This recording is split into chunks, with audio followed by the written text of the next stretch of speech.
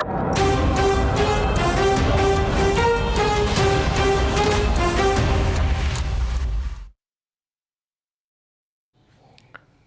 அனைவரையும் ஜெயா பிளஸ் தொலைக்காட்சியினுடைய ஏன் என்ற கேள்வி விவாத நிகழ்ச்சிக்காக நான் உங்கள் அனைவரையும் வரவேற்கிறேன். தோழர்களே, இன்றைக்கு நாம் எடுத்துக்கொள்ளக்கூடிய மிக முக்கியமான ஒரு தலைப்பு அமைச்சர் ஐ பெரியசாமி தொடர்பான இடங்களில் ஈடியினுடைய அமலாக்கத்துறை சோதனை, ஊழல் குற்றச்சாட்டுகளில் சிக்கும் விளம்பர ஆட்சியினுடைய அமைச்சர்கள். இது தொடர்ந்து வந்து கொண்டிருக்கிறது.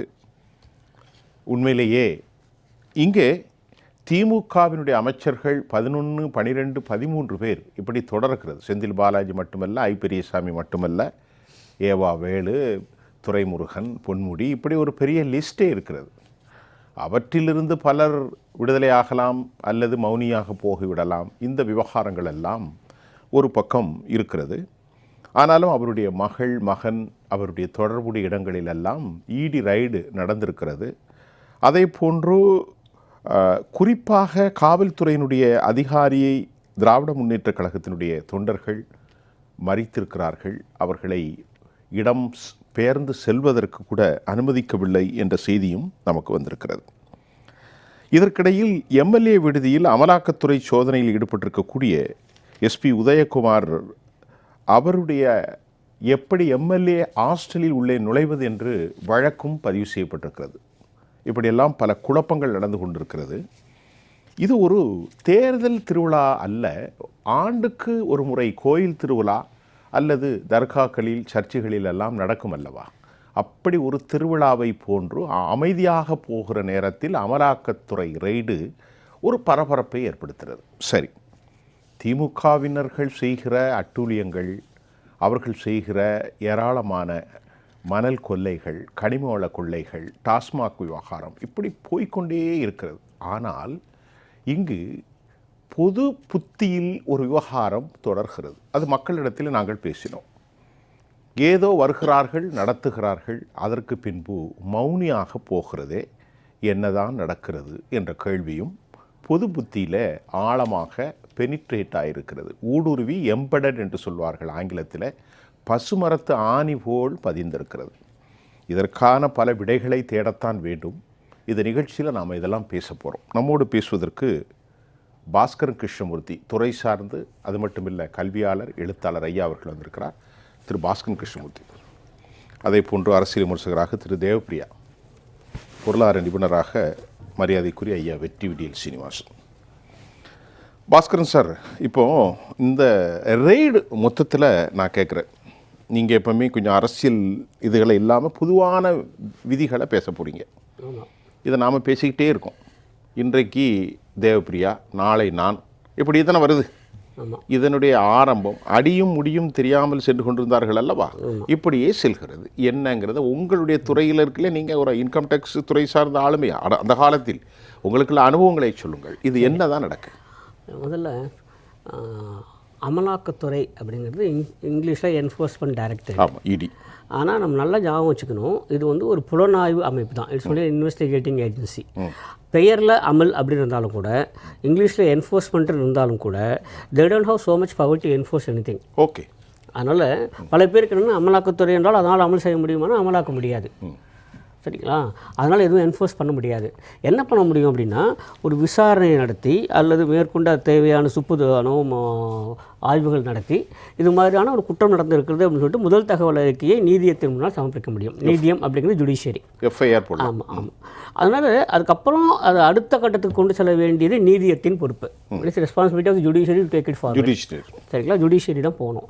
அதனால் judiciary must take action to convey related. நாம் அப்படின்னு எதிர்பார்க்குறோம். அப்படின்னு எதிர்பார்க்குறோம். நாம் எதிர்பார்க்குறது அப்படி தான்.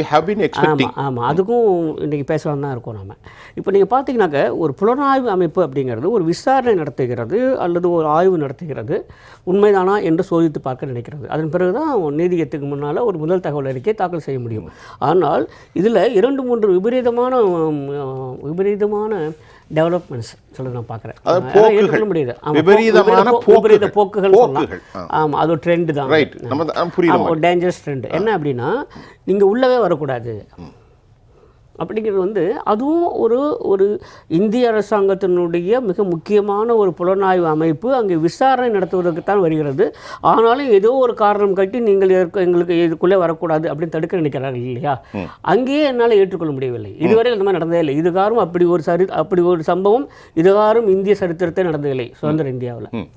யார் வேணால் வரலாம், அவங்க புலனாய்வு அமைப்புகள் புலனாய்வு செய்து விட்டு போக போகிறார்கள். அதன் பிறகு நீங்கள் நீதிமன்றத்தில் போய் வழக்காடலாம். ஆனால் உள்ளே வருவதே தவறு என்று சொல்லி ஒரு குறிப்பிட்ட அரசு துறையே அதற்கு எதிராக நிற்கிறது அப்படிங்கிறது நான் ரொம்ப விபரீதமான ஒரு போக்காக நான் பார்க்குறேன்.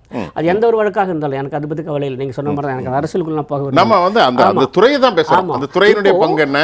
இந்த துறை விசாரிப்பதற்காக உள்ளே வருகிற பொழுது வரக்கூடாது என்று வேற ஒரு அரசனுடைய துறை தடுத்து நிறுத்துகிறது அப்படின்னு சொன்னால் இது என்னால் எப்படி ஏற்றுக்கொள்ள முடியும்னு எனக்கு தெரியல. சரிங்களா? என்னால் அதை ஏற்றுக்கொள்ளவே முடியவில்லை ஒன்று. அப்புறம் இரண்டாவது, அமலாக்கத்துறையை பொறுத்தவரையில் அவர்கள் எதை முன்னெடுக்கிறார்கள் அப்படின்னா சட்டவிரோத பணப்பரிமாற்றம் சொல்லக்கூடிய மணி லாண்டரிங் எதிராக போகிறாங்க. மணி லாண்டரிங்கிறது வந்து ஒரு சர்வதேச குற்றம். அது PMLA. ஆமாம், PMLA. சரியா? So prevention of money laundering act, அதுக்கு தான் வந்து PMLA. அது வந்து இந்தியா சுயமாக தானாக வைத்து கொண்ட ஒரு சட்டம் இல்லை. அது ஏற்கனவே சர்வதேச அமைப்புகளே இது குறித்து எல்லாம் பேசி சட்டவிரோத பண பரிமாற்றம் என்பது ஒரு சர்வதேச தொடர்புடையது, அது மிகவும் மோசமான ஒரு செயல்னு சொல்லிட்டு அது ஒரு குற்றம். இது வந்து always connected with international lobby அப்படின்னு தான் வந்தது. அந்த தொடர்பு இந்தியா தானாக இந்த சட்டத்தை வரித்து கொள்ள வேண்டும், அங்கிருந்து தான் வந்தது. சரிங்களா? அப்போது இதற்கு பின்னால் என்னவெல்லாம் இருக்க முடியும் அப்படின்னு சொல்லிக்கிற போது மணி லாண்டரிங் என்றாலே அது வந்து ஏதோ ஒரு இடத்துல போதைப் பொருள் கடத்தல் அல்லது பயங்கரவாதத்துக்கு தொடர்புடையதாக இருக்க முடியுங்கிறனால தான் மணி லாண்டரிங்க்கு எதிராக ஒரு வலுவான சட்டம் வேணும் அப்படின்னு நினைச்சாங்க. அப்படி தான் அது வந்தது. சரிங்களா? அப்போது இப்போது இருக்கிறவங்களாம் அது தொடர்புடையலான்னு அந்த மாதிரி நான் போகலை. ஆனால் சட்டம் இதனால் வந்ததுன்னு சொல்ல வரேன். அதுதான் சட்டத்துடைய நோக்கம். சரிங்களா? சட்டவிரோத பண பரிமாற்றம் ஏன் இந்த அளவுக்கு மிக கொடூரமான குற்றச்செயல் என்று பார்க்கப்படுகிறது என்றால் அநேகமாக சட்டவிரோதமாக வருகிற பணம் எல்லாமே பயங்கரவாதத்துக்கு துணை போகிறது, அது போதைப் பொருளுக்கு துணை போகிறதுங்கிறதுனால சர்வதேச அரங்கில் அதுக்கு மிக ஒரு கொடுமையான குற்றமாக பார்க்கிறார்கள். சரிங்களா? இப்போது முக்கியமானது நீங்கள் பாருங்கள், ஒரு வருமான வரி ஏய்ப்பு செய்கிறாரு வச்சுங்க, அது குற்றச்செயல் இல்லை, அது வந்து பொருளாதார குற்றம், economic offence. It's not a crime, it's economic offence. So offence கிரைம்க்கு ரெண்டு டிஃபரெண்ட். ஒரு வந்து ஊழல் செய்கிறாரு வச்சுங்க, ப்ரிவென்ஷன் ஆஃப் கரப்ஷன் ஆக்ட் கீழே வந்தாங்கன்னா முதல்ல அது அஃபென்ஸ் ப்ரூவ் ஆச்சுன்னா அது வந்து கிரைம், அது வரைக்கும் இல்லை. ஆனால் விசாரணை தொடக்க நிலையிலேயே அது கிரைம் தான் ஆரம்பிக்குது. Money laundering is a crime. சரிங்களா? அப்போ அது குற்ற நடவடிக்கைக்கு யார் வேணால் எங்கே வேணால் உள்ளே போகலாம். ஒரு உதாரணத்துக்கு மட்டும் நான் சொல்கிறேன், திரும்ப சொல்லி எந்த ஒரு வழக்குக்குள்ளேயும் நான் போகாமல் உதாரணத்துக்கு சொல்கிறேன். எங்கேயெல்லாம் காவல்துறை உள்ளே நுழைய முடியாது என்று தடுக்கப்படுகிறார்களோ அந்த இடத்துல கூட யாரேனும் ஒருவர் அடித்துக்கொள்கிறார், ஒரு காயம் அதை வச்சுங்க, ஃபிசிக்கலாக 2 பேர் அடிச்சுக்கிறாங்க. சரிங்களா? அது மாண்புமிகு மக்கள் மன்றமாக இருக்கட்டும், அது என்ன மன்றம்னு சொல்ல தயாராக இல்லை. சரிங்களா? அங்கே 2 உறுப்பினர்கள் அடித்துக்கொள்கிறார்கள், காயம் வராமல் அடிச்சுக்கிறாங்க. சரிங்களா? ஃபிசிக்கலாக அடிச்சுக்கிறாங்கன்னா அந்த இடத்துல கூட காவல்துறை உள்ளே நுழைவதற்கு அனுமதி இருக்கிறது அவர்களுக்கு. இது இந்த மன்றத்துக்குள்ளே நீங்கள் வருவதற்கு அனுமதி இல்லை, சொல்லவே முடியாது. Wherever there is an act of crime, wherever there is supposed to be an act of crime, the police department has every right and authority to enter into the premises and do what is needed. சரிங்களா? அதற்கான அதிகாரம் அவங்களுக்கு இருக்கிறது. குற்றம் என்று வருகிற போது குற்றத்தை தடுப்பதற்கான அதிகாரம் இருக்கிறது. அப்படி இருக்கிற போது ஒரு குற்றச்செயலுக்கு எதிராக ஒரு புலனாய்வு உள்ளே வருகிற போது வராதே என்று சொல்வது எந்த விதத்தை நியாயமாக இருக்கக்கூடும்ங்கிறது எனக்கு தெரியல. சாரி டு சே. அது எதுக்கு கீழே வர்றாங்க? நீங்கள் 1000 தான் நீங்கள் விதிமுறைகளை காட்டுங்க. சரி, இப்படி இந்த மாதிரி ஒரு group of people together and put it a barricade against their correct investigation, இதுக்கு legitimate act how should they take action against them? அதுக்கு உள்ளூர் காவல்துறை தான் அதுக்கு பொறுப்பாகணும். காவல்துறை யார்கிட்ட இருக்குது? இட்ஸ் பிலாங்ஸ் டு அதுக்காக தான் நான் சொல்கிறேன். எப்போயுமே நான் என்ன சொல்கிறது அப்படின்னா, நான் எப்போதுமே காவல்துறையின் பக்கம் இருக்கிறவன் தான். அது வந்து அதே மாதிரி ஊழல் தடுப்பு துறை இருக்கு இல்லையா, அது வந்து லஞ்ச ஒழிப்புத்துறை இங்கே தமிழ்நாட்டில், அது மாநில அரசின் கட்டுப்பாடு கீழே இருக்கிறது. நான் அதன் பக்கம் தான் நிற்பேன், லஞ்ச ஒழிப்புத்துறையின் பக்கம் தான் இருப்பேன். ஏன்னா அது வந்து அவங்க புலனாய்வு அமைப்பு, நான் எப்போது புலனாய்வு அமைப்பின் பக்கம் தான் இருக்கணும். தெளிவாக இருக்கேன், நான் புலனாய்வு அமைப்பின் பக்கம் தான் இருக்கிறேன். அவர் சரியாக செய்கிறார்கள் தவறாக செய்கிறாருங்கிறத நீதியம் பார்த்து கொள்ளட்டும். அரசியல் காரணங்களாக since man put on the world, all institution has been deliberately corrupted. ஆமாம், அதுக்கு வந்து investigation agency should not take for any response. ஆமாம், இது not only today something is happen, tomorrow that was நடக்கும். நான் என்ன சொல்றேன், அதில் தவறு நடக்கிறது, பிழைகள் இருக்கின்றன, அவர்கள் ஏதோ ஒரு இடத்துல வந்து விதிமீறல் இருக்கிறது அப்படின்னு சொன்னால் அதை நீங்கள் முறையாக கொண்டு போங்கன்னா உள்ளே வராதிங்க சொல்லி தடுத்து நிறுத்தது இருக்கு இல்லையா? மேனிபுலேஷன் எப்பவும் இருக்கும், இருந்திருக்கிறது, மனிதன் கால் வைத்த காலத்திலே உண்டாகிவிட்டது. ஆனால் அதற்காக ஒரு அரசு துறையை முன்னால் நின்று கொண்டு அவர் மீது வழக்கு போடுவது என்பதும் காவல்துறை அதற்காக ஒரு குற்ற வழக்கு பதிவு செய்வதும் படிக்கிறதெல்லாம் இதுவரையில் அவங்க கண்டுகிறாத ஒன்று. சரி, இதே லெவலில் நீங்கள் அவங்க என்ன பண்ணியிருக்கணும், இன்டர்ன் என்ன பண்ணியிருக்கணும்னா, உங்களுக்கு சந்தேகம் இருக்கா, வாங்க நாங்களும் கூட வரோம், ஆய்வு செய்யலாம், வாங்க. அதுதான் ஒரு துறையினுடைய கடமை. ஆமாம், நாங்கள் கூட வரோம், வாங்க சார், வாங்க சார், வாங்க சார், வாங்க பாருங்க அப்படி இருக்கணும். ஆனால் இதை ஒரு அரசினுடைய துறையை அதிகாரப்பூர்வமாக எதிர்த்து நின்று அது ஒரு மீது முதல் தகவல் அறிக்கை தாக்கல் செய்கிற அளவுக்கு குற்றம் பதிவு செய்கிறது அப்படி சொன்னால் என்னால் புரிந்து கொள்ள முடியவில்லை. இதே மாதிரி ஒரு சம்பவம் செந்தில் பாலாஜி வழக்கில் ஒரு பெண் அந்த ஈடின்னு வந்து அவங்க பையை பிடிச்சி அப்பனாங்க. அது இன்னும் மறக்க முடியாது. அவர்களுக்கு இதுக்கு சம்மந்தம் இல்லை, அரசியல் மோட்டிவ் இருக்கலாம், அதுக்கு சம்மந்தம் இல்லை. இப்போ பொதுவாக நீங்கள் குற்றம் இழைக்கிறவங்க 2 விதமாக பார்க்கலாம். ஒன்று என்ன அப்படின்னா, குற்றம் இழைத்து விட்டு நம் மீது நடவடிக்கை வந்து விடுமோங்கிற ஒரு அச்சத்தில் இருக்கிறவர்கள் ஒன்று. இரண்டாவது ஒரு வகை இருக்கிறது, குற்றம் இழைத்து விட்டு யார் வேண்டுமானாலும் வரட்டும், நான் பார்த்துக்கொள்கிறேன், எதற்கும் எனக்கு அச்சமில்லை என்று சொல்லக்கூடிய வகை இன்னொன்று. அது 2 விதம் இருக்குது. மனிதர்களே அப்படி தான் இருக்கும். ஆமாம், தப்பு தான் பண்ணேன், ஆனால் யாராவது மறுத்து அறிவிக்கிட்டு இருக்கான் பார்த்தீங்களா, இதுக்கு எதிர்ப்பு தெரிவிக்கிறவங்க யாராவது இல்லைங்களா, தப்பே நடக்கல, அப்படி அறிவிக்க விடலை, எங்கள் அதிகாரத்துக்குள்ளே புகுந்து விட்டீர்கள், எது அத்துமீறி வந்து விட்டீர்கள், இது வந்து ஜனநாயகத்துக்கு எதிரானது, இதெல்லாம் தான் பேசுகிறோமே தவிர்த்து சொல்ல முடியும். ஆனால் இல்லை அந்த மாதிரிலாம் எதுவுமே நடக்கலை, எல்லாம் சரியாக தான் இருக்குது, இவர் மேலே வந்து பொய்யான புகார் அப்படின்னு சொல்கிற அளவுக்குலாம் யாருக்குமே அவர் பக்கத்துலேயே வரல. Judiciary, legislation, member of parliament எல்லாமே each and every one under connected with constitution body தானே. அப்படி தான் இருக்குது. அதான் நான் சொல்லுவேன். இப்போ அமலாக்கத்துறையிலிருந்து சில பேர் அங்கே உள்ள வராங்க வச்சுங்களேன், தனிப்பட்ட முறையில் உங்களுக்கு என்ன இருக்குது சொல்லுங்கள்? எந்த வழக்காக இருந்தாலும் சொல்கிறேன். இப்போ நான் ஒரு புலனாய்வு அமைப்பிலிருந்து நான் ஒரு ஆய்வாளராக உள்ளே போகிறேன் வச்சுங்களேன், ஒரு அலுவலராக உள்ளே போகிறேன் அப்படின்னா, எனக்கு மேலே துறையிலேருந்து எனக்கு இடப்பட்டிருக்க கட்டளையே நான் நிறைவேற்றுகிறேன், அந்த உத்தரவு நிறைவேற்றுகிறேன், அவ்வளோதான். அரசு பணியில் நான் பண்ணுறேன். அரசு பணி விட்டு வெளியே வந்தோடனே எனக்கு அவருக்கும் ஒன்றுமே கிடையாது, யாருக்கும் ஒன்றுமே இல்லை. அப்போது அது ஏன் நம்ம புரிந்து கொள்ள மறுக்கிறோம்? அவர் ஒரு அரசு பணிக்காக வருகிறார், ஒரு புலனாய்வு அமைப்புக்காக வருகிறார், ஏதோ குற்றம் நடந்திருக்கிறது என்று ஏதோ ஒரு முகாந்திரம் இருக்கிறது, அதற்கான தகவல்கள் சேகரிக்க வருகிறார்னு சொன்னால், வாங்க நாங்களும் உங்கள் கூட ஒத்துழைப்பு தரோம், பண்ணலாம் அப்படி சொல்கிறது தான் நாகரிகமாக இருக்கும். ஆனால் அதெல்லாம் இல்லை, இது எங்களுடைய உரிமை, இது உங்களுடைய உரிமை, இது எங்களுடைய அதிகாரம், இந்த அதிகார வரம்புக்குள்ளே நீங்கள் வரக்கூடாது, பேசக்கூடாது, கேட்கக்கூடாது, விசாரிக்கக்கூடாது அப்படிங்கிறதெல்லாம் தனிப்பட்ட முறையில் என்னால் ஏற்றுக்கொள்ளவே முடியவில்லை. ஏன் சொல்கிறேன்னா, கடந்த சில ஆண்டுகளுக்கு முன்பு வரை இது மாதிரியான போக்கு நான் எங்கேயுமே பார்க்கல. இது ஒரு விபரீதமான ஒரு போக்கு. யோசிச்சு பாருங்களேன், ஒரு ஹைப்போதெட்டிக்கல் சிச்சுவேஷன். இந்த சமயத்தில் இங்கே பெருந்தலைவர் காமராஜர் இருக்காரு வச்சுப்போம். அஃப்கோர்ஸ் அவர் ஆட்சியில் யார் மேலேயும் எந்த ஒரு குற்றச்சாட்டும் யாராலுமே சொல்ல முடியாது, சரிங்களா? அப்போது ஒருவேளை இது மாதிரி வந்துன்னா பெருந்தலைவர் காமராஜர் இதுவாக சொல்லியிருப்பார், நீ முதல்ல அவங்க கேட்குற தகவலாக கொடுத்துட்டு அப்புறம் உள்ள வந்தால் சொல்லிப்பார். அதுதான் அவர் அவங்க வேலையை அவங்க பண்ணுறாங்க, வரட்டும், செய்யட்டும், அவங்க என்ன கேட்குறாங்களோ நீங்கள் கொடுங்க, அதுக்கப்புறம் பார்த்துக்கலாம். ஏன்ட்டு எதுக்கு வந்தேன்னா கேட்பாங்க. பெருந்தலைவர் காமராஜர் தான் கேட்டிருப்பார், ஏன்ட்டு எதுக்கு வரீங்க, நீங்கள் அமைப்பு வருது, கேள்வி கேட்குறாங்க, நீங்கள் பதில் சொல்லுங்கள், அவங்க சரின்னு சொன்னால் சரி, இல்லைன்னா வழக்கு போடட்டும், நீங்கள் நீதிமன்றமே பார்த்துக்குங்க. அவங்களுக்கு முழு அதிகாரம் இருக்குன்னு தான் பெருந்தலைவர் காமராஜர் சொல்லியிருப்பார் இல்லையா? ஒரு ஹைப்போதெட்டிக்கல் சிச்சுவேஷன் எல்லாருக்கும் தெரியும், உலகத்தை யாரை கேட்டால் அதான் சொல்லியிருப்பாங்க. ஆனால் ஒரு அரசு துறையே எதிராக நின்று மறிக்கிறது, உள்ளே வரக்கூடாது அப்படின்னு சொல்லிட்டு அவங்க மேலே அறிக்கை தாக்கல் செய்வது அப்படிங்கிறதெல்லாம் மன்னிக்கிறேன், என்னால் அதை ஏற்றுக்கொள்ளவே முடியவில்லை. நான் இப்போதும் சொல்கிறேன், அவர் தவறு செய்திருக்கிறாரா இல்லையாங்கலாம் எனக்கு தெரியாது, என்ன முகாந்திரம் இருக்கிறது எனக்கு தெரியாது, அந்த வழக்கின் பின்னணி எனக்கு தெரியாது, எந்த குறிப்பிட்ட வழக்கு பற்றி நான் பேசுவதும் இல்லை பொதுவெளியில். ஆனால் இப்போதும் சொல்கிறேன், இது மாதிரியான ஒரு புலனாய்வு அமைப்பு உள்ளே வருகிற போது அவங்களுக்கு முழு ஒத்துழைப்பு தர வேண்டியது எல்லா அரசு துறைகளுக்கும் ஒரு கடமைங்கிறேன் நான். ஏன்னா நம்ம பொதுவாக நம்ம என்ன எதிர்பார்க்குறோம், சட்டவிரோத நடவடிக்கை இருக்கக்கூடாது, ஊழல் இருக்கக்கூடாது, லஞ்சம் இருக்கக்கூடாது, அதுதான் முக்கியமானதாக இருக்கணும். அதே மாதிரி மாண்புமிகு நீதிமன்றத்தின் கூட எனக்கு ஒரு சிறிய வருத்தம் உண்டு, சரிங்களா? நீங்களும் நானும் மாதிரி அவர்கள் இல்லை அப்படிங்கிற நீதிமன்றமே புரிஞ்சுக்கல, நீதிமன்றம் புரிஞ்சுக்கல. இப்போ உங்கள் மேலேயோ என் மேலேயோ ஏதோ ஒரு வழக்கு வருது, நம்மளாம் சாமானியர்கள், நமக்கு யாருமே இல்லை. ஆனால் யார் மீது வழக்கு தொடரப்படுகிறதோ, யார் மீது புலன் விசாரணை நடத்தப்படுகிறதோ, அவர்கள் அங்கே நீதிமன்றத்துக்கு போகிறதோ அவர்களையும் நமக்கு சமமாக வைத்து பார்க்க எப்படி நீதியாக இருக்கும்? எவ்வளோ சர்வ வல்லமை படைத்தவர்கள் அவங்க, மணி அண்ட் மசில்ஸ் எல்லாமே இருக்கு அவங்கள்ட்ட. பணம் இருக்கிறது, பதவி இருக்கிறது, அடியால் பலம் இருக்கிறது, பின்னால் ஏராளமான வெளியில் தெரியாத இத்தனை இருக்கிற போது அவர்களே ஒரு சாமானியனுக்கு இருக்கிற அத்தனை உரிமை அவங்களுக்கு உண்டுன்னு சொல்லி அவங்களுக்கு சலுகை காட்டுவதுங்கிறது இல்லை. மன்னிக்கணும், சலுகைங்கிற வார்த்தையை பயன்படுத்தக்கூடாது, என்ன ஒரு வழி இல்லை. மாண்பு நீதிமன்றத்தெல்லாம் பார்க்கணும்ல, நீங்கள் நிரூபிச்சுட்டு வாங்க, உங்களுக்கு என்ன தப்பு, நிரூபிச்சுட்டு வாங்க. அவங்க புலன் விசாரணை நடத்துகிறாங்க, தகவல் கொடுத்துருக்காங்க, வழக்கு நடக்கட்டும், அதுக்கப்புறம் நீங்கள் வெளியில் வாங்கல சொல்லணும். ஆனால் உள்ளே போன உடனே முதல்ல உள்ள கால் எடுத்து வச்ச உடனே அவங்களுக்கு அவங்க கேட்குறதான் கொடுத்துட்றாங்க. மாண்பு நீதிமன்றம் இந்த விஷயத்தில் இன்னும் கொஞ்சம் கடுமையாக இருக்க வேண்டும்னு பார்க்குறோம். சொல்லுவோம் என்னென்ன கடந்த 4-5 ஆண்டுகளுக்கு முன்பாக மாண்பு உச்சநீதிமன்ற நீதிபதியில் கூட பல முறை சொல்லியிருக்காங்க. என்ன அப்படின்னா, எங்களை பொறுத்தவரையில் இந்த சட்டவிரோத பண பரிமாற்றமாக இருக்கட்டும், ஊழலாக இருக்கட்டும், இந்த விஷயத்தை மிகவும் கடுமையான பார்வை தான் எடுப்போம் அப்படின்னு தான் சொன்னாங்க. ஆனால் வெளியே வருகிற உத்தரவும் தீர்ப்புகளும் அதற்கு ஏற்றபடியாக இல்லை, அதற்கு மாறாக இருக்கிறது. அது எப்படி இருக்க முடியும்? ஒரு சாமானியனும் சர்வ வல்லமை படுத்தவனும் எப்படி சமமாக நடத்த முடியும்? அப்படி இருக்கவே முடியாது இல்லை. So unequals can not be equal இல்லை. You can not treat them equally இல்லை. சமமற்றவர்களை நீங்கள் சமமாக நடத்தவே முடியாது இல்லை. அப்போது அவர்களுக்கு சமமற்றவர்களை புரிந்து கொள்ளக்கூடிய நிலைமை ஏன் மாண்பு நீதிமன்றங்கள் இல்லை அப்படிங்கிறது தான் எனக்கு இப்போ கூட அதுதான் சொல்கிறேன். ஏன்னா நிச்சயமாக அடுத்த கேள்வி என்ன வரும்னு தெரியும்.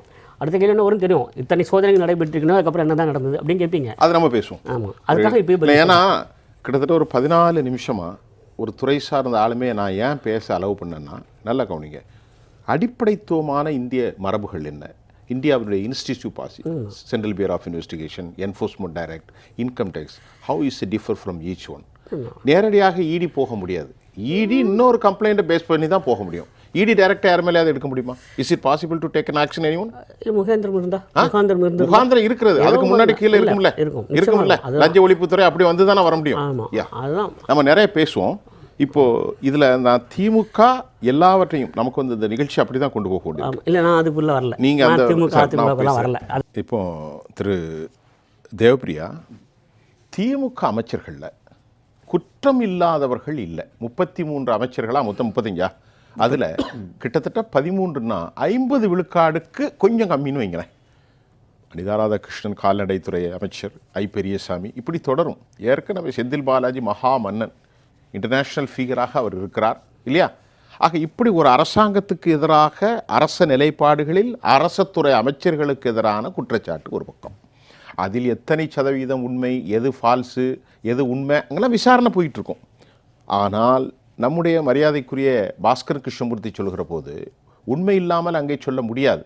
திரு கருணாநிதி சொன்னதை மாதிரி புகை இல்லாமல் என்னது நெருப்பில்லாமல் புகையாது என்று அவரிடத்தில் ஒரு கேள்வி கேட்டபோது அவர் சொன்னார், இமயமலை குண்டுகளிலும் கூட பனிகளின் அடர்த்தின் காரணமாக புகை வரும் என்றார். அப்படி நான் சொல்லி வாத திறமை வைக்க விரும்பவில்லை. திரு தேவப்பிரியா, இந்த நிலையை நீங்கள் எப்படி பார்க்குறீங்க? 2 விஷயம். இது பேசிக் வழக்கு. இவர் 2006-11 காலகட்டத்தில் அன்னைக்கு அமைச்சராக, வீட்டு வசதித்துறை அமைச்சராக இருந்த பொழுது, பதவிக்கு வரும் முன்பு வந்த பிறகு இவர் வாங்கிய சொத்துக்களில் 2,01,35,000 ரூபான்னு கணக்கு கொடுத்துருக்காங்க. ஐ பெரியசாமி. அதாவது நீங்கள் எம்எல்ஏவாக பதவி ஏற்கிற தேர்தல் நிற்கும் பொழுது உங்களுடைய அஃபிடவிட்டை கொடுக்குறீங்க. அதில் உங்கள் சொத்து கடந்த 5 ஆண்டு வருமானம், உங்கள் மனைவி, டிபெண்டன்ட் சில்ட்ரன் எல்லாத்தையும் கொடுத்தானோ. அதுக்கப்புறம் நீங்கள் அமைச்சர் ஆயிட்டீங்கன்னால் எந்த விதமான வருமானம் வரும் தொழிலையும் ஆஃபீஸ் ஆஃப் ப்ராஃபிட்டில் இருக்க முடியாது. ஸோ இந்த 5 ஆண்டு காலத்தில் நீங்கள் எந்த சொத்தை வாங்கியிருந்தாலும் அது உங்களுடைய வருமானத்தோட பொருந்துதா இல்லையான்னு பார்க்க முடியும். அதில் தான் இவர் 2 கோடி மாட்டியிருக்கார். பெரும்பாலான அரசியல்வாதிகள், நான் இந்த திமுக அதிமுகன்னே இல்லை, என்ன பண்ணுவாங்க, அக்ரிகல்ச்சர் இன்கம் நிறையா எனக்கு வந்துச்சு, இல்லை மாமனார் கொடுத்தார், இப்படின்லாம் சொல்லிட்டு இருந்தாங்க. ஆனால் போன வாரம் தான் திரு MRK பன்னீர்செல்வம் அவர்கள் உச்சநீதிமன்றத்துக்கு போனப்போ அக்ரிகல்ச்சர் இன்கம் 2 கோடின்னு காட்டுறீங்க, இதை நாங்கள் விசாரிக்க சொல்லட்டுமா என்னென்ன ஒன்று வாபஸ் வாங்கிக்கிட்டு ஹைகோர்ட்டை கேட்க சொல்லியிருக்காங்க. அடுத்தது வழக்குகள் நகர்வதில்லைன்னு 2 பேருமே வருத்தம் தெரிவித்தீர்கள். போன மாதம்தான் ஒரு தீர்ப்பு வந்திருக்கிறது. திமுகவின் முதல் முன்னாள் அமைச்சராக அவர் இறந்ததனால் குடும்பத்திற்கு, திரு செங்குட்டுவன் என்ற அமைச்சர் குடும்பத்திற்கு வருமானத்துக்கு அதிகமான சொத்து சேர்த்த வழக்கில் அவருடைய குடும்பத்தினர் 4 பேருக்கு தண்டனை நிறுத்தி வைத்தது. இப்போ ஸ்டே எடுத்துட்டாங்க. நீங்கள் ப்ரூவ் பண்ணல, இன்னும் வாதத்தை இழுத்துட்டு இருக்கீங்க. 2023 திரு செங்குட்டுவன் குடும்பத்திற்கு தண்டனை கொடுத்தார்கள். 25 அவங்களே இப்போ அந்த ஜாமீனை ரத்து பண்ணி அரெஸ்ட் பண்ண சொல்லிட்டாங்க.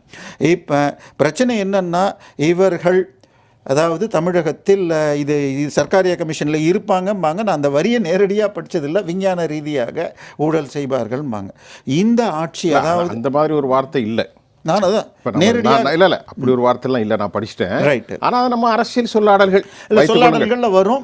அதில் ஒரு விஷயந்தான் என்னன்னு சொன்னால், எப்பொழுதெல்லாம் திமுக ஆட்சிக்கு வருமோ அப்பொழுதெல்லாம் அன்றைய முதலமைச்சர் முதல் வேலையாக 3 துறையை கூப்பிடுவாராம். 1 DVSC லஞ்ச ஒழிப்புத்துறை, 2வது SFIO சீரியஸ் ஃப்ராட்ஸ், 3வது கமர்ஷியல் கிரைம். கூப்பிட்டு கட்சிக்காரர்கள் பேர் உள்ள வழக்குகளை எல்லாம் எப்படி நீர்த்து செய்ய வேண்டும் அப்படின்னு பார்ப்பாராம். யாரு?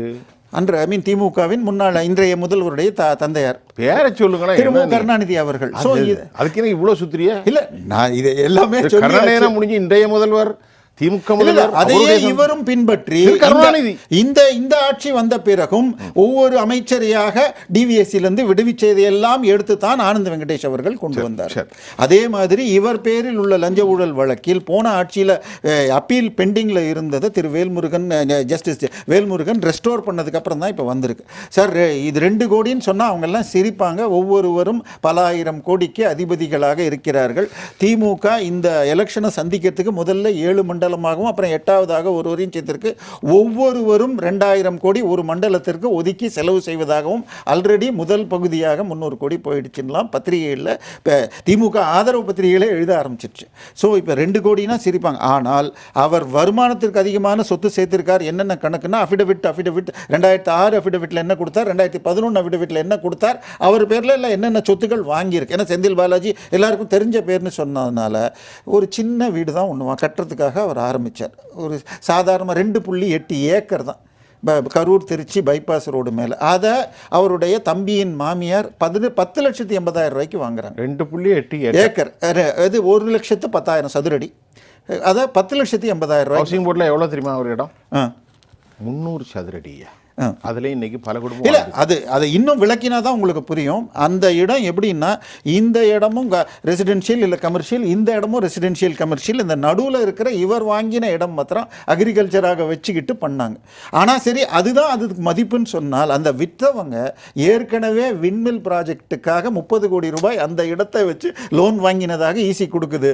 மேனேஜ்மெண்ட் கன்சல்டண்டாக இருந்த 30 கோடி வாங்கணும்னா 75 கோடி வேல்யூ இருக்கணும். 75 கோடி போட்டு டிஸ்ட்ரஸ் வேல்யூ 3 ஏக்கர் 2.25 ஏக்கர் 100 கோடி மதிப்பீடு. கிட்ட 80 100 கோடி ரூபாய் மதிப்பு. சின்ன வீடு வெறும் 10,80,000 ரூபாய்க்கு ரிஜிஸ்டர் பண்ணாங்க. ஆனால் பிரச்சனை என்னென்னா, சார் நீங்கள் எல்லாருமே இந்த வழக்கு போவதில்லையே அப்படிங்கிறீங்க. இதுதான் இந்த ப்ரெடிகேட் அஃபென்ஸுங்கிற ஒரு வார்த்தை வருகிறது. இடிக்கு புதிதாக எஃப்ஐஆர் போடுறதுக்கு பவரே கிடையாது. இடிக்கும் சரி சிபிஐக்கும் கிடையாது. சிபிஐயை மாநில அரசோ இல்லை ஹைகோர்ட்டு தான் கொடுக்க முடியும். மத்திய இது ஏற்கனவே வழக்கு இருந்து எஃப்ஐஆர் இருந்தால் இடி உள்ளே வரும். ஆனால் அந்த பேசிக் கிரைம் வழக்கை க்ளோஸ் பண்ணிட்டா இடிக்கு பவரே இல்லை. இப்போ உதாரணமாக பின்னியில் மில்லு வழக்கில் ஐடியில் ஸ்வான் அஃபிடவிட்டில் 50 கோடி ரூபாய் நான் கேஷாக லஞ்சம் கொடுத்தேன் அப்படின்னு லேண்ட்மார்க் கன்ஸ்ட்ரக்ஷன் கொடுக்க அதை ஹைகோர்ட் சொல்ல எஃப்ஐஆர் போடப்பட்டது 2023 டிசம்பரில். ஜனவரியிலேயே இடி ரைடு வந்து 280 கோடி மொரிஷியஸிலிருந்து இந்த ப்ராஜெக்டுக்காக பணம் வெளிநாட்டிலேருந்து பணம் வந்துருச்சு. ஐயா சொன்னார் வெளிநாட்டிலேருந்து மணி லாண்டரிங் நடக்கணும், இதெல்லாம் வந்துருச்சு. ஆனால் தமிழக லஞ்ச ஒழிப்புத்துறை இந்த வழக்கில் ப்ரொசீட் பண்ணுவதற்கு எதுவுமே கிடைக்கவில்லை, நாங்கள் மூடுகிறோம்னு மூடிட்டாங்க. இப்போ அதே மாதிரி டாஸ்மாக் பேரில் 41 எஃப்ஐஆர் இருந்துச்சு. 41ஐயும் வழக்க மூட பார்த்தார்கள். நல்ல வேளையாக யாரோ ஒரு வழக்கு போட இப்பொழுது அது பெண்டிங் இருக்குது. இல்லை அது அன்றைக்கி என்ன ஸ்டேட்டஸ், எதுக்காக மூடினீங்கிறத தனியாக கொடுக்கணும்னு ஹைகோர்ட் சுப்ரீம் கோர்ட் கேட்டிருக்கு. ஸோ இந்த மாதிரி எஃப்ஐஆர்களை மூடுவது விஞ்ஞான ரீதியாக செய்வதா. லாட்ரி மார்ட்டின் 2013 அவர் வீட்டில் 7.5 கோடி கேஷ் பிடிக்கிறாங்க. பிடிச்சி அடுத்த 2 நாளில் அவர் பெயில் கேட்கறதுக்காக என்ன பண்ணுறார், நான் என்னுடைய அண்ணாநகர் வீட்டை விற்பதற்கு வாங்கின அட்வான்ஸுங்கிறார். இந்த ரெய்டு நடந்தது 9ஆம் தேதி. அவர் அவர் 2 நாள் கழித்து அதை சப்மிட் பண்ணுறார். ஆனால் இப்போ அந்த பத்திரம் விற்கப்பட்டதே 9ஆம் தேதி தான். அண்டு இது ட்ரெஷரியிலேருந்து வெளியில் வந்தது. ஆர்பிஐயிலேருந்து தமிழ்நாடு ட்ரெஷரிக்கு 9ஆம் தேதி வருது. 12ஆம் தேதி 13ஆம் தேதி தான் அது விற்கப்பட்டு இருக்கிறது. ஆனால் 1ஆம் தேதி டேட்டு போட்டு ஹைகோர்ட்டில் சப்மிட் பண்ணி இதை ஏற்றுக்கொண்டு திமுக அரசு அந்த வழக்கை க்ளோஸ் பண்ணி ஹைகோர்ட் கொண்டு வந்திருக்கு. ஸோ எஃப்ஐஆரை க்ளோஸ் பண்ணிட்டா இடி உள்ள வர முடியாதுங்கிற நிலை இருக்குது. செந்தில் பாலாஜி கேஸில் நாங்கள் ஏற்கனவே ப்ரெடிகேட் அஃபென்ஸ் நீங்கள் ப்ரூவ் ஆகாதனால தண்டனை கொடுக்கல, ஆல்ரெடி எங்களை பொறுத்த வரைக்கும் மணி லாண்டரிங்க்கு ப்ரூஃப் இருக்குன்னு சொல்லியிருக்காங்க. இப்போ 3 வழக்குகளாக பிரித்து 3000 பேரை வச்சு விசாரணை பண்ணணுன்னா 1500 வருஷம் ஆகும் அப்படின்னு சொல்லி அதை 3ஆக பிரிக்கிறதுக்குரிய வேலைகள் நடக்கும். ஸோ இடியுடைய பவர்ஸ் ரொம்பவும் ரெஸ்ட்ரிக்டடாக இருக்கிறது.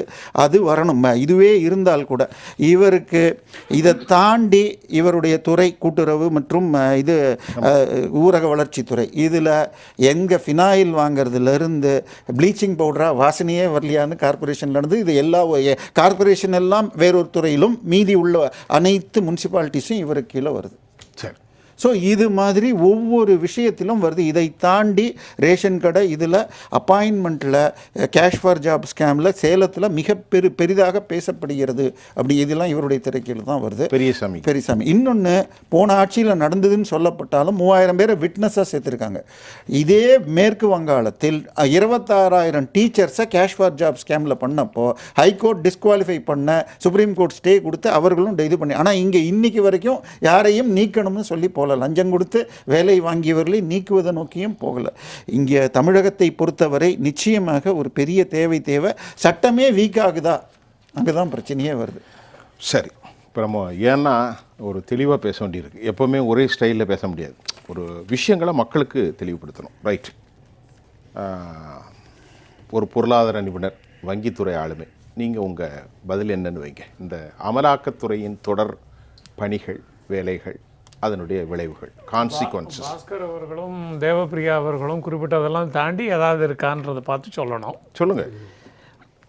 முதல்ல இதனுடைய வீக்னஸ் எந்த இடத்துல வந்ததுன்னா 2 பாயிண்டில் உருவானதான் நான் நினைக்கிறேன். ஃபஸ்ட்டு பாயிண்ட்டு, கடந்த முறை இடி கோர்ட்டுக்கு போன பொழுது, வேறு ஒரு கேஸில் போன பொழுது, you have exceeded your limits அப்படின்ற மாதிரி ஒரு வாதத்தை நீதிபதி அவர்கள், மாண்புமிகு யாரை பார்த்து உங்களுடைய எல்லையை தாண்டி இருக்கிறீர்கள், இடியை பார்த்து கேள்வி கேட்குறாரு. உங்களுடைய எல்லையை தாண்டி அதை பொதுமைப்படுத்திட்டாங்க. ஈடை எப்போவுமே எல்லையை தாண்டி பண்ணோம் அப்படின்னா மறைமுகமாக ஆளுங்கட்சிக்கு அது துணை போகிறது அப்படின்னு. ஈடி இண்டிபெண்ட்டாக இருக்கா, இல்லை ஆளுங்கட்சியினுடைய கேஜ்டு பேரட்டுன்னு ஒரு கேஸில் சொல்லப்பட்டது, கோர்ட்லேயே நீதிமன்றத்திலேயே சொல்லப்பட்டது, அதுவாக இருக்கிறதா என்கிற ஒரு புள்ளி. அது ஒரு புள்ளி. 2வது புள்ளி, சமீபத்தில் நடந்த வழக்கமான வார்த்தையை நம்ம பிரயோகம் பண்ண முடியாது. கஸ்டோடியல் டெத்துன்ற வார்த்தையை பிரயோகம் பண்ண முடியாது. ஏன்னா கஸ்டோடியல் டெத்துன்னா அது inside the premises of the police station ஆகும். இது அதுக்கு வெளியில் வந்துடுது, ஆனால் டெத்து. இந்த இடத்துல எல்லாருடைய எதிர்நிலை மனப்பான்மையும் காவல்துறைக்கு மேலே வந்தது. அதாவது இவங்க எப்போவுமே அத்துமீறவங்க. Custodial death out of legal டைமா? இல்லை போலீஸ் ஸ்டேஷன் உள்ளே இருந்ததுனா தான் அது கஸ்டோடியல் டெத்துன்னு சொல்லிட்டு இருக்கோம். பயன்படுத்த முடியாதுன்னு கேட்டாங்க. அதுக்கு புது வடிவம் வந்துடுது.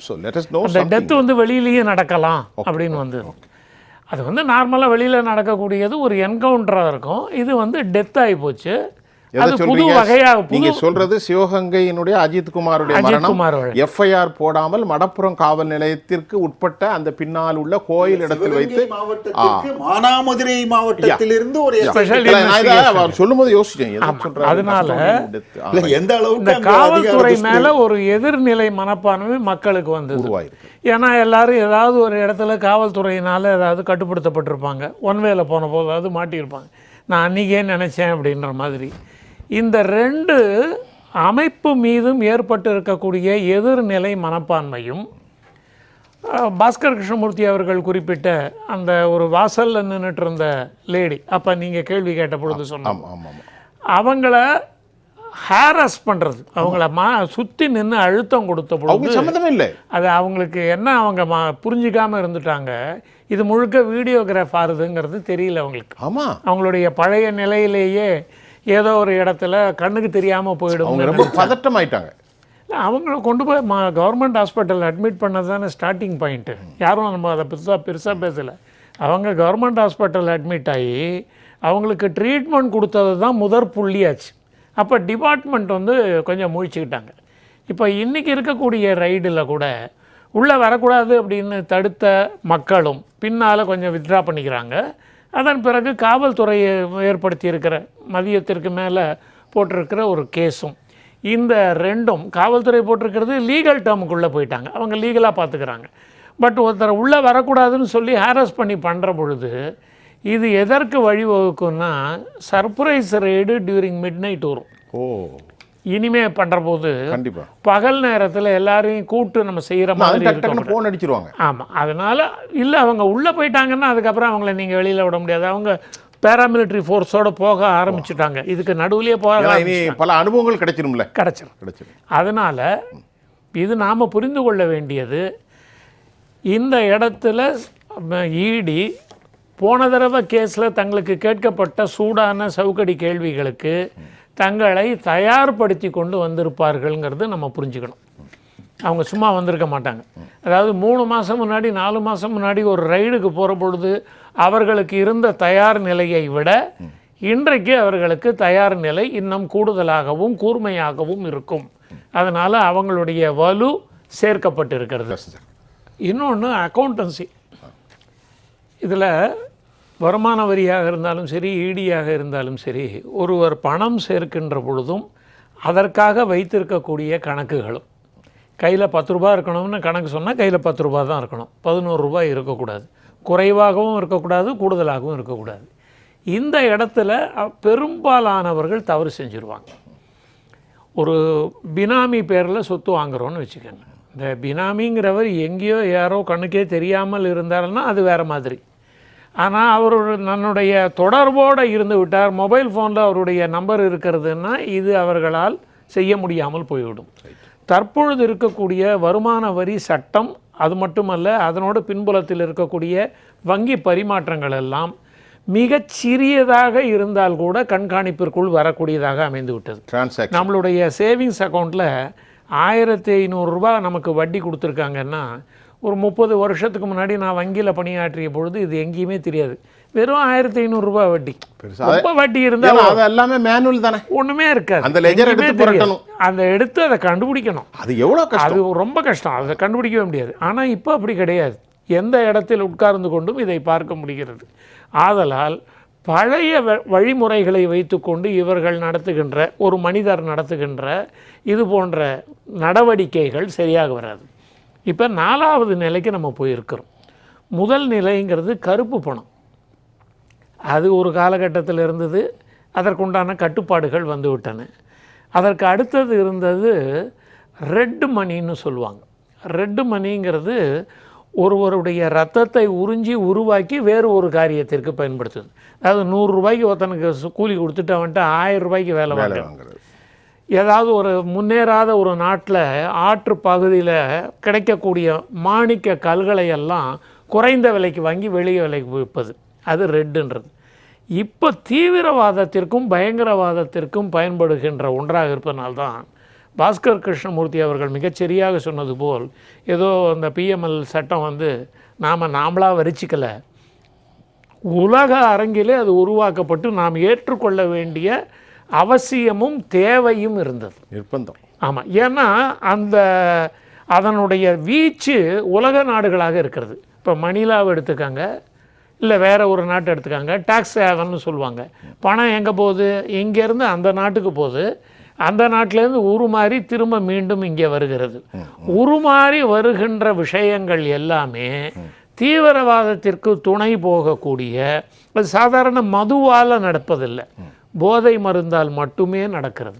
மது விவகாரம், மது வந்து உள்ளூர், அதை அனுபவிப்பவர்கள் உள்ளூரில் இருக்கிறாங்க. ஆனால் போதை என்பது உலக விவகாரத்தில் இருக்கிறது. அந்த உலக விவகாரமாக இருந்து ஆங்காங்கே அது நடந்து கொண்டிருப்பதனால் என்ன கட்டுப்பாடுகள் கொண்டு வந்தாலும் சரியாக வரலைன்னு தான் இந்த பிஎம்எல் கொண்டு வந்தாங்க. பிஎம்எல்லுக்கு கீழே ஒருவர் மாட்டுகின்ற பொழுது, அதற்கு அவர்களுக்கு சரியான சாட்சியம் இருக்கிற பொழுது அந்த கேஸில் வெற்றி கிடைத்து கொண்டு இருக்கிறது. அதை தான் நான் சொல்ல வரேன். இதுவரைக்கும் நடந்திருக்கக்கூடிய பல ரெய்டுகளில் போடப்பட்ட பல கேஸுகளில் வெளியில் மக்களுக்கு தெரியாது. அது மக்களுக்கு தெரியக்கூடியது என்னவா இருக்குன்னா, அவரை ஒரு சிறைப்படுத்தினா தெரியும். இப்போ என்னன்னா, ஆனால் அங்கே சிறைப்படுத்த மாட்டாங்க. இது வந்து முக்கியமான பாஸ்கர் சார்ட்ட கேட்க, நீங்கள் சொல்லி முடிச்சிருக்கேன். சிறைப்படுத்த மாட்டாங்க, அவங்களுடைய சொத்துக்களை எல்லாம் முடக்குவாங்க. அந்த முடக்கின விஷயம் தெரியாது. இப்போ விஜய் மல்லையா கிட்டேருந்து நம்ம ரெக்கவர் பண்ண பணத்தை ஒரு சராசரி மனிதரை கேட்டாக்க வந்துதா சார்னு கேட்பார். ஆனால் விஜய் மல்லையாவினுடைய சொத்துக்கள் முடக்கப்பட்டது. வங்கி இழந்த தொகைக்கு ஈடான தொகையை நாம் மீண்டும் பெற்று விட்டோம். ஆனால் அது தெரியாது.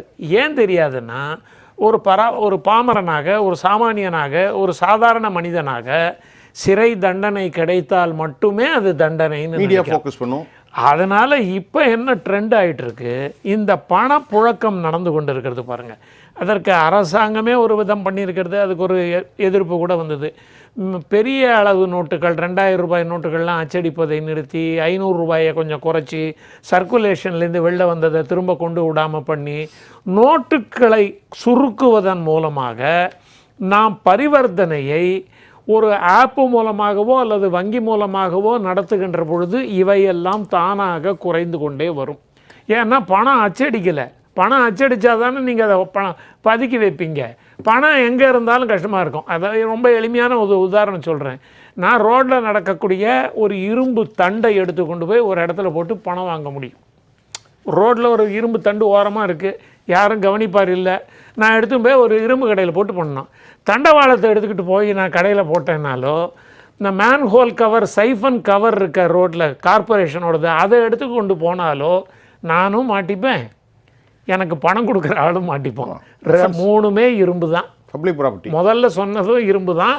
மற்ற இப்படி பணப்புழக்கத்தை குறைத்து இவையெல்லாம் பயனாகாத வழியில் கொண்டு வருவாங்க. இவங்களா அச்சடித்து ஒரு இடத்துக்கு கொடுக்க முடியாது. ஆதலால் இவை மெல்ல மெல்ல குறைந்து கொண்டே வரும். இந்த சக்ஸஸ் ரேட் சிபிஐயாக இருந்தாலும் சரி, இப்போ இன்னும் இந்த ஆகஸ்ட் மாதத்தில் இன்னும் ஒரு 2-3 நாட்களில் சிபிஐ தன்னுடைய ரிப்போர்ட்டை கொடுக்குற பொழுது தான் மடப்புறம் விஷயம் நமக்கு இன்னும் கொஞ்சம் தெளிவான முறையில் நமக்கு தெரிய வரும். அதை போல் இவர்களுடையது வெளியே தெரியும்.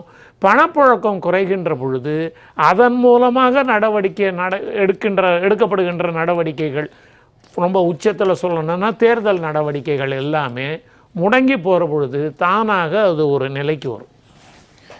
பாஸ்கரன் சார், இப்போது நீங்கள் சில வாரங்களுக்கு முன்பு இதே டாப்பிக்கில் பேசும்போது என்ன ஆனது என்ற கொஸ்டின் ரைஸ் பண்ணீங்க. ஒரு விவகாரத்தை நம்ம பேசணும். I remember once again. இப்போ திரு சீனிவாசன் அவர்கள் பிஎம்எல்ஏ ஆக்டில் நிச்சயமாக பனிஷ் பண்ணப்படுவார்கள். அவர்களுடைய சொத்து ஒரு சிக்கின்விட்டாக மாறிடும், பேரலைஸ் ஆகிரும். அது நிறைய பேருக்கு தெரியாத.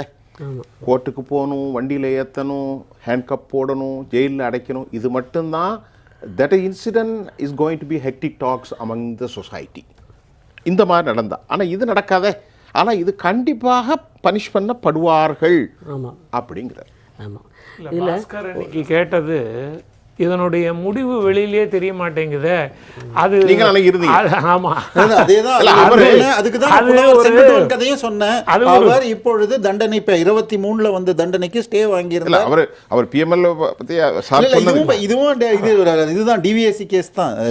திமுக அமைச்சர் செங்குட்டுவன் இறந்து விட்டார். அவருடைய மகன் மகள்கள் எல்லோரும் இப்பொழுது போன மாசம் ஜெயிலுக்கு அனுப்பிச்சிருக்காங்க. ஆனந்த் அவர்களும் இவரும் எடுத்து சுவாமிநாதன் அவர்களும் எடுத்திருக்கு.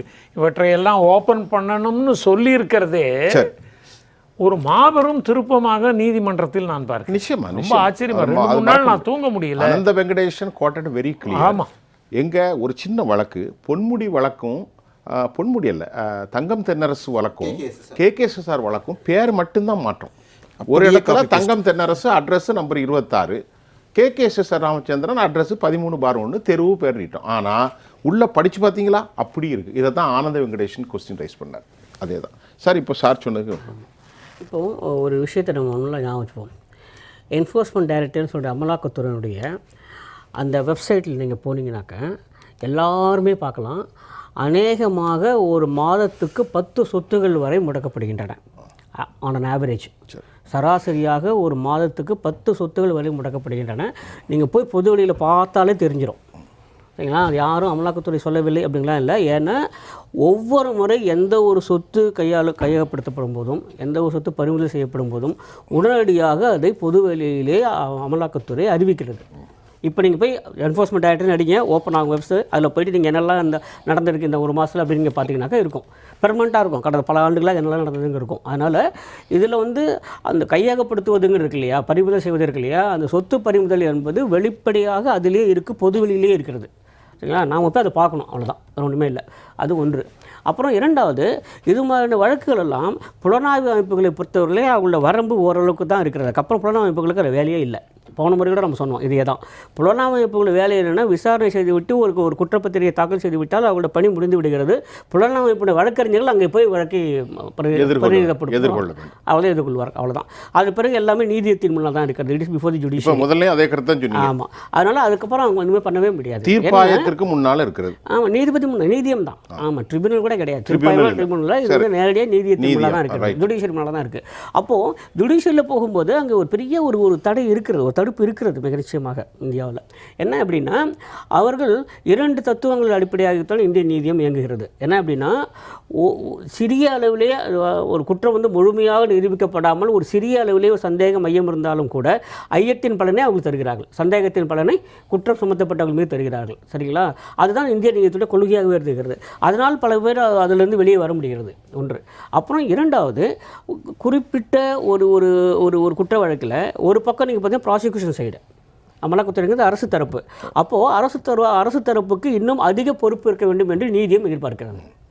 சரிங்களா? தனிப்பட்ட முறையில் எனக்கும் இன்னொருக்கும் நடக்கக்கூடிய வழக்கு அப்படின்னா பரவாயில்ல, சிவில் வழக்காக இருந்தால் பரவாயில்ல. குற்ற வழக்கில் ஒரு சர்வ வல்லமை படைத்த ஒரு அரசு இந்த பக்கம் இருக்கிற அரசு துறை இருக்கிறது அப்படி சொன்னால் நீங்கள் ஏன் இதெல்லாம் கொடுக்கல அப்படிங்கிற நீதியம் கேட்கிற போது பதில் சொல்லி ஆக வேண்டிய கட்டாயத்தில் அது இருக்கிறது. அதனால தான் இவ்வளவு தேவைப்படுகிறது.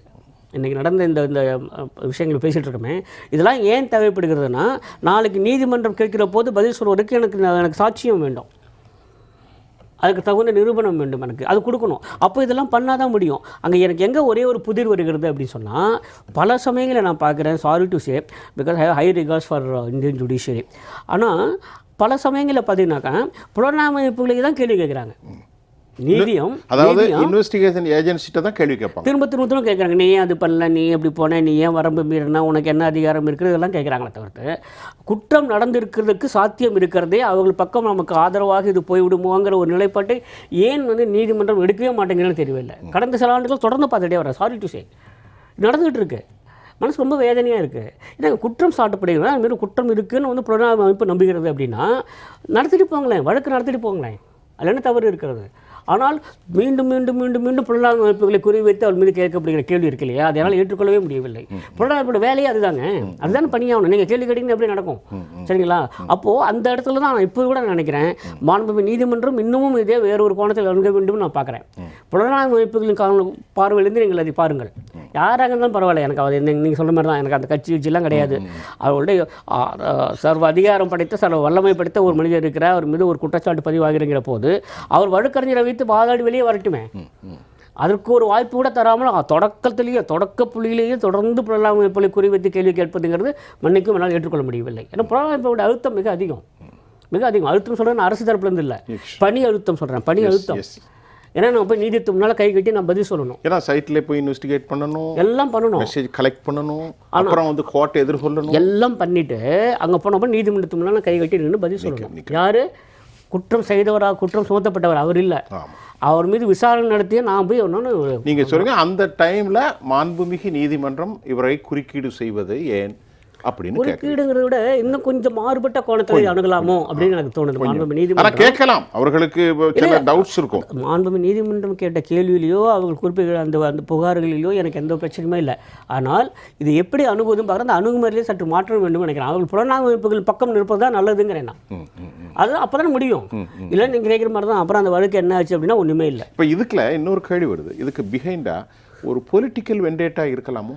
இல்லை இல்லை தெரியல, எனக்கு அதுக்கு பதில் சொல்ல தெரியல. நீ பதில் இல்லை. இப்போ தெரியல மாண்புமிகு நீதித்துறை ஓகே பவர் செக்டார் வந்து இதை ஒரு பொலிட்டிக்கல் வெண்டேட்டாவா இந்த இன்ஸ்டிடியூஷனை கரெக்ட் பண்ணலாம் அப்படின்னு நினைச்சும் கேள்வி கேட்கலாம் அல்லவா? அப்படி மாண்புமிகு நீதிமன்றம் அணுகுவதே தவறு பண்ண மன்னிக்கணும், அந்த மாதிரி அணுகவே கூடாது. ஒரு குறிப்பிட்ட வழக்கில் இருக்கிற போது அந்த வழக்கின் முன்னால் தரப்படுகிற வாதங்கள் என்ன, வைக்கப்படுகிற வாதங்கள் என்ன குற்றச்சாட்டு, அதுக்கு என்னென்ன ஆதாரங்கள் இருக்குன்னு பார்க்கணுமே தவிர்த்து அதுக்கு பின்னால் ஒரு அரசியல் உள்நோக்கம் இருக்கலாமோன்னு பார்க்கறது வந்து நீதிமன்றத்தோட வேலை இல்லை, வேலை இல்லை. என்னை பொறுத்தவரை அப்படியா நினைப்பேன். தேவப்பிரியா சார், இப்போ நம்ம இந்த சட்ட முறைமைகள், சட்ட நடைமுறைகள் கொஞ்சம் எக்ஸ்ட்ராடினரியாக ஒரு ஐக்யூ, அதாவது இன்டெலிஜென்ஸ் சொல்ல மாதிரி நம்ம அதை கொஞ்சம் தரத்தோடு பேசுகிறோம். இப்போ நம்ம முடிவுக்கு வந்துட்டோம். இன்னொரு 10 நிமிஷத்தில் திமுகவுடைய இந்த டாஸ்மாக் ஊழல் இருக்கு பாருங்க, இதில் மிகப்பெரிய ஜாம்பவான்கள் எல்லாம் கைது செய்யப்பட்டார்கள். அதில் பெரிய குற்றம் 60% மட்டும்தான் ஆயத்தீர்வை, 40% எங்கே போனதுன்னு தெரியல. இதன் மொத்த மதிப்பு 14,000 கோடி அல்ல, 40,000 கோடி இந்த 5 வருஷத்தில் இருக்கும் அப்படின்னு சொல்லப்படுது. இதை விட ஒரு பெரிய வழக்கு நான் இருப்பதாக நம்பவில்லை. இதை விட பெரிய வழக்கு ஐயா, நான் தான் சொல்கிறேன், ஒரு முனிசிபாலிட்டியிலையும் ஃபினாயில் இதில் ஆரம்பித்து எல்லாம் வாங்குவது இந்த இதுதான் ஊரக வளர்ச்சித்துறை தான் அப்படி வரும். முதல்ல இவருடைய வழக்கிலேயே பார்த்துட்டா, நான் பொது வாழ்க்கைக்கு வர்றது 2008 காலகட்டத்தில் வேறொரு விஷயத்துக்காக இதே பில்டிங்க்கு வந்து இங்கிருந்து ஒருவரை சந்திக்க வந்தேன். அப்பொழுது அவருக்கு பின்னால் ஒரு பெரிய அடுக்குக்கு ஒரு 7 அடிக்கு ஹைட்டுக்கு பல டாக்குமெண்ட்டுகளை வாங்கி வச்சுருந்தார். என்னன்னு கேட்டேன், இந்த வீட்டு வசதித்துறையில் முறைகேடாக வீடு ஒதுக்குவதை பற்றிய அனைத்தையும் ஆர்டிஐயில் வாங்கி வச்சுருக்கோம். சார், போன வாரம் தான் டைம்ஸ் ஆஃப் இந்தியாவில் வந்தது. ஆமாம், டைம்ஸ் ஆஃப் இந்தியாவில் வந்தது. நாங்கள் முதலில் வெளியிட்டால் இது திமுக அதிமுக இருந்தால் டைம்ஸ் வந்ததுக்கு பிறகு நாங்கள் அடுத்த முழுவதும் வெளியிடுன்னு பார்த்தோம். அதில் பார்த்தீங்கன்னு சொன்னால் கருணாநிதியுடைய அமைச்சர்கள் அனைவரும் கல்வி தந்தைகளாக, ஒவ்வொருவரும் ஒவ்வொரு ஊரில் கல்லூரிகளாக, இன்னைக்கு சென்னையில் தமிழ்நாட்டில் உள்ள சிபிஎஸ்இ பள்ளிகளில் கிட்டத்தட்ட 2500 தனியார் பள்ளிகள், ஆண்டு வருமானம் 60,000 கோடி. 45% திமுக அமைச்சர்கள் அவர்கள் நெருங்கின சொந்தக்காரர்கள் கீழே இருக்கு. இவங்கெல்லாம் இவ்வளோ சம்பாதிக்கிறத நம்மளுடைய உதவியாளர்கள் பார்க்குறாங்களேன்னு சொல்லி உதவியாளர்களுக்கு அரசு இடங்களை ஒதுக்கப்பட்டது இந்த டிஸ்கிரிஷனரி கோட்டான்னு. அதில் நடந்த ஊழலில் தான் இவர் அன்னைக்கு வீட்டு வசதித்துறை அமைச்சராக அங்கிருந்து முதலமைச்சருடைய வீட்டிலிருந்து யார் வேண்டுமானாலும் ஃபோன் சொல்லி செய்வாரலாம், இவர்களுக்கு கொடுங்கள்னு.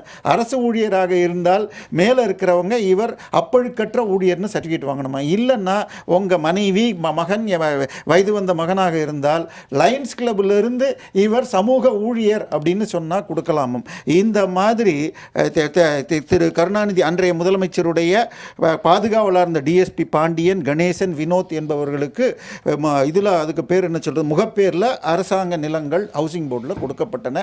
அவர்களுக்கு கொடுத்த அடுத்த 2-3 நாட்களில் அவை தனியாருக்கு விற்கப்பட்டன. அதே மாதிரி திருவான்மியூரில் பஸ் ஸ்டாண்டுக்கு பக்கத்து ரோட்டில் ஒரு 2 கிரவுண்டு கிட்ட ஒருவருக்கும் இன்னொரு 1.5 கிரவுண்டு ஒருவருக்குமாக கொடுக்கப்பட்டு, இரண்டும் சேர்த்து ஒரு பில்டர் அடுத்த நாளே வாங்குறான். அன்னைக்கு டிஎஸ்பியாக இருந்த ஜாஃபர் சேட் மனைவி லைன்ஸ் கிளப்லேருந்து சர்டிஃபிகேட் கொடுக்குறாங்க. அவங்களுக்கும் அதே மாதிரி திரு கருணாநிதியுடைய பாதுகாவலர் இந்த ராஜமாணிக்கம் என்பவர், இவங்க 2 பேரும் கொடுக்குறாங்க. இன்னைக்கு லேண்டை வாங்குறாங்க, அவங்களுடைய பணத்தையே அந்த பில்டர் தான் கட்டியிருக்கார்.